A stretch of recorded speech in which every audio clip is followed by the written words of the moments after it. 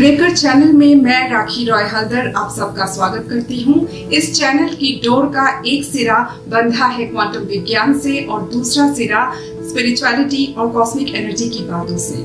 यहाँ हम बात करते हैं ऐसे हकीकत की जो आम हकीकत से जरा हट करके है, जिसके बारे में हम जब सुनते हैं, समझते हैं, जानते हैं तो अक्सर इस सोच में पड़ जाते हैं कि क्या ऐसा भी होता है।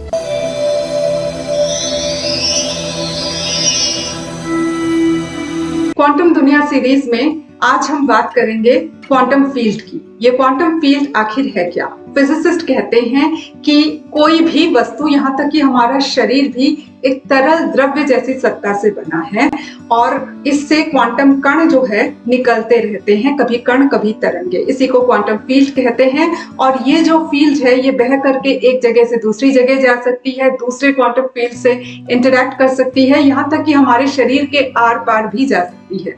वस्तु चाहे खत्म हो जाए लेकिन ये एनर्जी फील्ड कभी खत्म नहीं होता और पूरा ब्रह्मांड इसी एनर्जी फील्ड से भरा हुआ है। मैंने पहले भी कहा था कि क्वांटम की एक फितरत है कि वो कण और तरंग दोनों रूप में बह सकते हैं और कब किस दिशा में किस गति से ये दौड़ेंगे इस बात का अनुमान लगाना भी असंभव हो जाता है। इसीलिए ये बात समझ लेना बहुत जरूरी है कि अगर हम किसी को किसी परिस्थिति से गुजरने के लिए बाध्य कर रहे हैं तो हम उसके क्वांटम फील्ड में वो वाइब्रेशन भर रहे हैं। उस वस्तु के या उस शरीर के खत्म हो जाने के बाद भी वो वाइब्रेशन वहां रह जाता है और ऊर्जा के नियम से या ऊर्जा जगत के नियम से वो वाइब्रेशन हम तक लौट करके आता ही रहता है। यहाँ पर वस्तु को पहचानने वाली बात नहीं होती, क्योंकि ये जो लेवल है, ये जो स्तर है, वो ऊर्जा का वो स्तर है जहां से वस्तुओं का निर्माण होता है।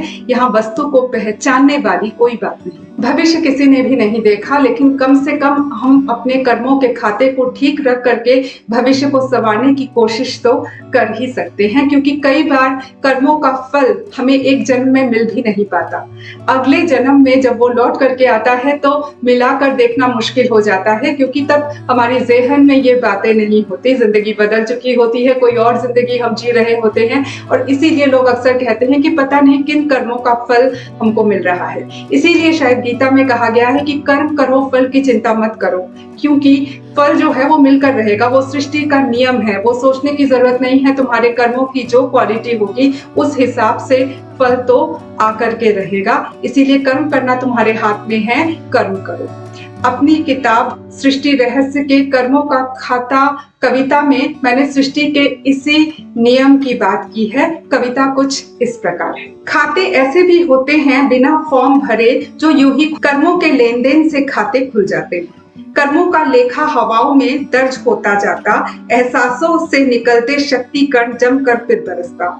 बोगे जो भी मिलेगा वही फिर, गर ईमान बेचा तो तुम्हें मिलेंगे काफिर। सृष्टि का यह राज विज्ञान का ही विषय है, लेकिन प्रयोगों की दुनिया से ये बाहर की शय है। शक्ति के कणों के नियम है निराले, फॉर्मूलों में इसे कोई ढाले तो कैसे ढाले। अनुमानों से वह पकड़ में आता है, हो बुद्धि के प्रश्न तो फिसल कर दूर भाग जाता है। अनुमान पर ही टिकी है परमाणु के भीतर के गति की कहानी, सुनी थी दुनिया ने नील बोर की ज़बानी। तर्क जाल से बचकर बस इतना ही समझ लेना, कभी ना कर्मों से गलत खाता खोलना। नील्स बोर डेनमार्क के पदार्थ वैज्ञानिक थे।